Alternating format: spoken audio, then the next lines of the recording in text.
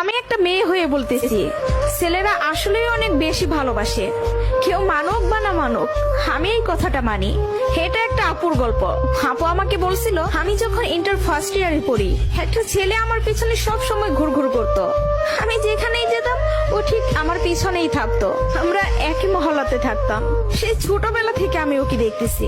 একটু জেদি, তবে কোনো মিথ্যা নেই ওর ভিতরে। ফলচাতুরি এসব কিছুই বুঝে না, আর অনেক চাপা স্বভাবের একজন মানুষ। কষ্ট হলেও মুখ থেকে কোনো কথা বের করে না। ওই যে একটা কথা আছে না, বুক ফাটে তো মুখ ফুটে না। এমনকি আমি যখন ওকে দাঁড় করাই বলতাম, কিছু বলবেন, ও বলতো না কিছু না। একদিন আমি ওকে প্রপোজ করলাম আর বললাম, আপনাকে দিয়ে কিছু হবে না, আমি সারাটা জীবন আপনার সাথে থাকতে চাই, আপনার বউ হতে চাই আমি। কখনো দূরে সরাই দিবেন না তো? জীবনে যা কিছুই হয়ে যাক, আপনি আমার পাশে থাকবেন, কখনো আমাকে একা ফেলে যাবেন না। যদি এই ওয়াদা করতে পারে, তাহলে আমি রিলেশন করব। ও অনার্স ফার্স্ট ইয়ারে পড়ে। ও বলল, জীবনে যা কিছুই হয়ে যাক, আমি তোমাকে কখনো ছাড়বো না। আমাদের সম্পর্কের বয়সটা যখন 2 বছর, তখন আমার বাসায় বিয়ের প্রেসার দেওয়া শুরু হয়ে গেল। ফ্যামিলি থেকে ছেলে খুঁজতেছে, সরকারি চাকরিওয়ালা, বিসিএস ক্যাডার।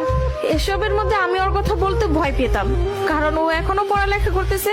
চাকরি তো দূরের কথা, চাকরি পাইতে তো অনেক সময় লাগবে, কিন্তু আমার ফ্যামিলি তো আমাকে সময় দিবে না।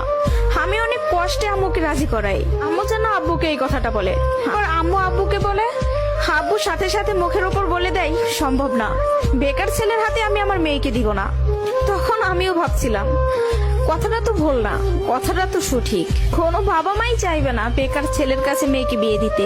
আমি নিজেও তো কখনো চাইবো না, কিন্তু তারপরও মাথায় চলতেছে, আমি যদি ওকে হারাই ফেলি, আর কখন কি ফিরে পাবো ওকে? আমি তো আর ফিরে পাবো না। পরবর্তীতে আমি ওকে সব বলি, ওকে বলি কি করব বলো। তখন বুঝতে পারতেছিলাম ও কান্না করতেছে। ও আমাকে বলে, আম্মু ডাকতেছে, জাস্ট একটা মিনিট, আমি আম্মুর কথাটা শুনে আসি। তুমি একটু লাইনে থাকো, এসে তোমার সাথে আমি কথা বলতেছি। আমি তোমার জীবনে আছি 2টা বছর, কতটুকু আমাকে চিনো জানো আমি জানি না, কিন্তু তোমার পরিবার তোমার সাথে 18টা বছর তোমার পাশে আছে। আমি কখনো বলবো না যে তুমি তাদের ছেড়ে আমার কাছে চলে আসো। আমি জানি না আমার বাসায় থেকে মেনে নিবে কিনা। পড়ালেখা শেষ করতে করতে আরো 2টা বছর লেগে যাবে, কবে চাকরি পাবো সেটারও তো কোনো ঠিক নাই। আমি যদি তোমাকে ভালো না রাখতে পারি, আমি তো নিজেকে কখনো মাফ করতে পারবো না। আমার কাছে তোমার হাসিটা অনেক দামি। তোমার যেটা ভালো মনে হবে তুমি সেটাই করো। তুমি যা বলবো আমি সেটাতেই রাজি। এসব কথা শোনার পরে, আর যাই হোক, একটা মেয়ে তার ভালোবাসার মানুষকে কখনো ছেড়ে যাইতে পারে না। আমি তখন একটা জিনিসই ভাবতেছিলাম, জীবনটা তো ছোট, আর আমি আমার এই ভালোবাসার মানুষটাকে হারাই ফেললে আমি নিজেই সারা জীবন আফসোস করব। এরকম কোনো ছেলে আর আমাকে ভালোবাসতে পারবে না, আমি ওকে ছাড়তে পারবো না। আমি বাসায় আবারও বুঝাই, তারা বুঝে না। তারপর আমি বাসা থেকে বের হয়ে যাই। বাসা থেকে বের হয়ে ওকে ফোন দেই আর বলি, আমাকে নিয়ে যাও। ও তাড়াহুড়া করে বাড়ি থেকে চলে আসলো। আমি বললাম, আমি তোমাকে বিয়ে করব। ও আমাকে বলে, আমি বলছি না তোমাকে, তুমি যা বলবো আমি তাতেই রাজি আছি। তবে একটা কথা, আমার সাথে থেকে যদি 3 বেলার 1 বেলা খেয়ে থাকতে হয়, পারবা? তার জন্য আমি সবকিছু ছেড়ে আসলাম, তার জন্য আমি সবই করতে পারবো। বিয়ের পর ওর বাসায় থেকে ফোন দেয়, বলে বাসায় আয়। তারপর ওর বাসায় থেকে মেনে নিল। তার কিছুদিন পর আমার বাসায় থেকেও মেনে নিল। ভালোবাসার জায়গা থেকে যদি বলি, প্রিয় মানুষটাকে নিজের করে পাওয়ার মধ্যে অন্যরকম একটা সুখ কাজ করে, যে সুখটা কখনোই টাকা দিয়ে কেনা যাবে না।